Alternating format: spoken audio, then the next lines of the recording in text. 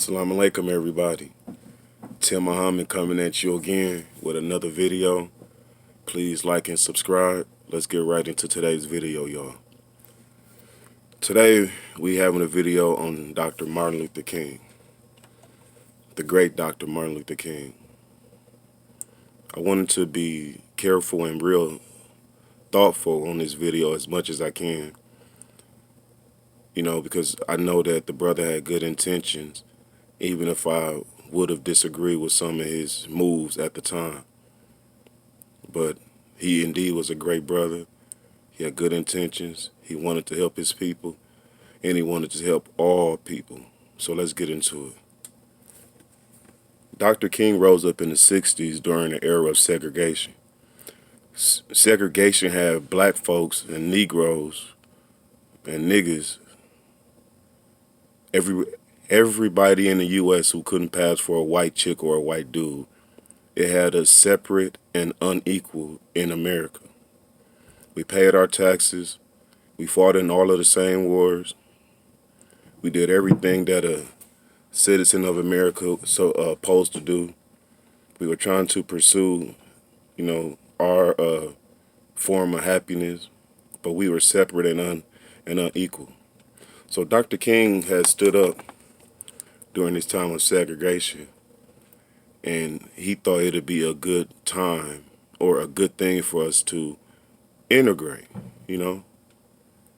why up in his mind, he thought, this separation thing, this segregation thing is killing us. Segregation was not a good thing for black people. No matter what coons like Jesse Lee Peterson say, segregation was a horrible thing for black people. Once again, we were tax-paying citizens, separate, unequal, catching hell from the cops and the judges and the DAs and if you think it's bad now, it was definitely going crazier then.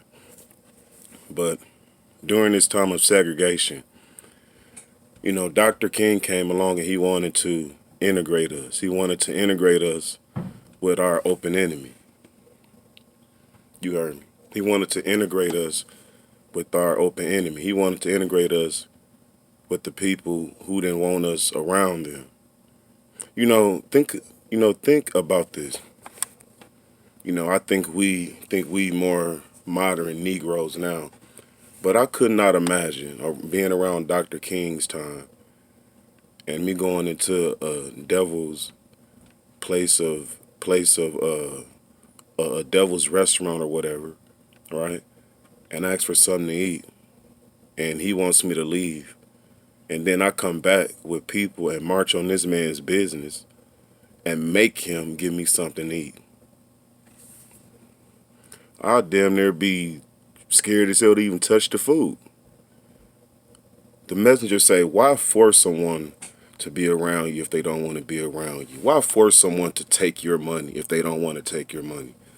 He said, if they don't want you up in their restaurant, go build your own restaurant. Huh? And we had great things. But let's go back to Dr. King, y'all. Today, this is the celebration of Dr. King Day, and the whole world been pacified with the I Have a Dream speech. The whole country has been pacified, and since I've been little, they've been trying to pacify us with the I Have a Dream speech. That speech was in 63? Huh? His last speech was in 68? Think about that. Why do they have to keep bringing up a speech from 63 and the man died 5 years ago? You want to know why? Because Martin woke up from a dream and he realized his reality. He had to wake up. You can't integrate with someone who don't want to integrate, who don't want you there, right? Well, let's just fast forward, y'all. I don't want to get too caught up in that, but let's just fast forward. We got integration, y'all. We got integration. We got it. We got it, right? And you look around. America is more separated now than it was in the 60s. You live on one side of town, they live on another side of town. You go to a certain color church, they go to a certain color church. You vote a certain way, they vote a certain way. We more separate than ever. Huh? The only thing that brings some kind of peace amongst us is sports, because we can all agree to root for our favorite teams, right? But we more separate than ever.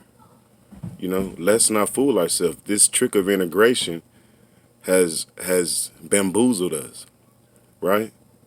Look at the wages. Look at the wage gap from blacks to whites during doing the same job. Huh? They got us now leaving our neighborhoods to run to the suburbs to get jobs, because they skillfully took all of the jobs and the employment that was in the black neighborhoods and moved them out when they created suburbs. That's why in almost every major black city, there's empty warehouses amongst the community. Those empty warehouses and buildings was once jobs that a lot of our people worked in, and we was able to support our people, and we was able to earn a decent living for, especially for our people who don't go to college, because all of us is not cut out for college. But the ones who weren't cut out for college, they were able to get a good job working at some steel mill or something, making a decent living. But they took all those jobs away, right? You know. And and before I leave, I want to get on the hypocrisy of Dr. King Day and what America is saying. We talking about a country who spied on the man during his whole campaign. Do y'all even know how hated Dr. King was when he was alive? It is so easy to say you love someone once they not here. But if he was here trying to demand some of the stuff that he wanted, a lot of y'all who saying that y'all love him now will hate him, will hate him now, right? You know. After Dr. King died, after the man was up in the ground, the American CIA, once again, a hand of the devil, the CIA sent information and recorded phone calls of Dr. King and some young lady who they said was his mistress. I don't know if the young lady was his mistress or not. But look at the devilishment in that, you know. And then they lied to us, right? Tell us he was shot on some balcony.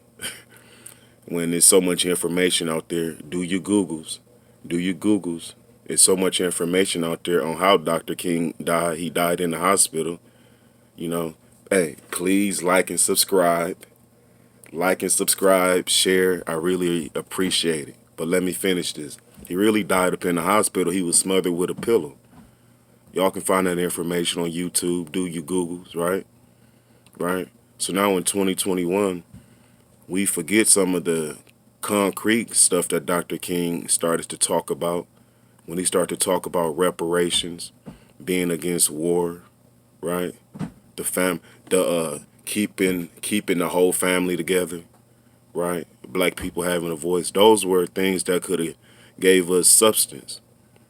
But we want to constantly regurgitate the "I Have a Dream" speech that happened in '63, and the man passed away. May Allah be pleased with him I think in '68. But we keep playing the old speech because his brother King woke up, And I'm gonna leave you guys with this.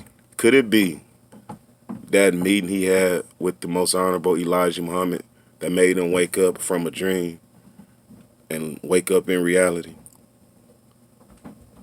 Tim Muhammad signing out. May Allah bless you and your family. Thank y'all for listening. I really, really appreciate it. Please like and subscribe.